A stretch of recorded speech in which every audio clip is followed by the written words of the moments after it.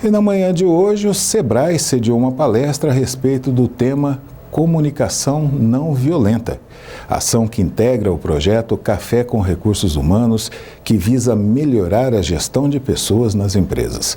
A comunicação assertiva é um ideal que todos devemos ter como objetivo, mas nem sempre isso acontece. Para saber como praticá-la, o repórter Euclides Oliva conversou com o palestrante, que é especialista no assunto.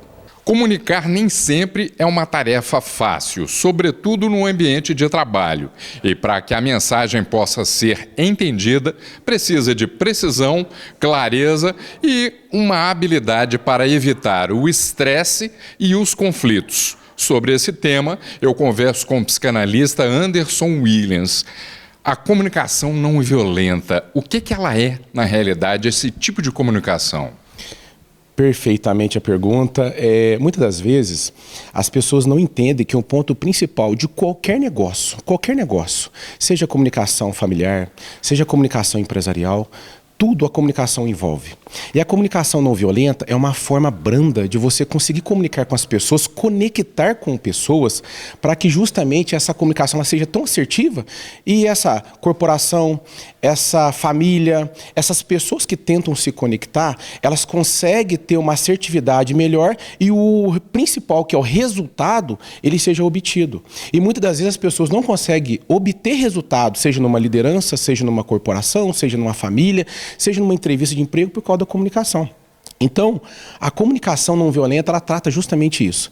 Ensinar as pessoas a tratar, a conectar com almas, com vidas, entender que todos têm seus problemas e eu tenho que aprender a separar isso e talvez entender mais o outro para que essa comunicação ela seja um pouquinho mais assertiva. E o que acontece hoje? Vivemos num mundo muito acelerado, é muita informação, é muito conteúdo e as pessoas elas não param para entender as outras. E quando elas vão se comunicar, aí é o egocentrismo, aí é eu, aí é você, e é o que acontece. Então a comunicação não violenta, ela se trata disso. É uma forma mais assertiva, mais branda da gente poder comunicar com o outro e atingir nossos resultados. E dentro dessa habilidade de se pensar numa mensagem precisa, o emocional é muito importante. E se a pessoa já tem um trauma, isso pode atrapalhar nessa comunicação? Atrapalhe muito. Por quê? O meu cérebro trabalha com associações. Então, se eu tive uma associação não muito boa na minha infância, na minha juventude, no meu casamento, o que acontece? Só um exemplo. Uma pessoa que não teve um relacionamento muito bacana, ela projeta que todos os relacionamentos dela vai ser daquela maneira. E não vai ser. É porque o cérebro dela está associando aquele futuro relacionamento como, já aconteceu isso comigo. Isso acontece na empresa, acontece em qualquer lugar. Então atrapalha assim. Quando as pessoas elas conseguem identificar os seus traumas, fica mais fácil. Porque ela sabendo que o trauma dela, ela vai tentar de uma certa maneira não projetar para esse futuro relacionamento, seja empresarial, seja conjugal, seja na paternidade, na maternidade. Então, provavelmente vai sim afetar essa comunicação. E como você bem citou, a gente vive uma enxurrada de informações, né, via internet. Fica fácil ou não a gente seguir um caminho, alguma orientação, até pelos coaches, pelos livros, ou há necessidade da gente sempre trabalhar com um psicanalista, com um profissional, né, da psicologia para tentar minimizar ou realmente resolver o problema de vez?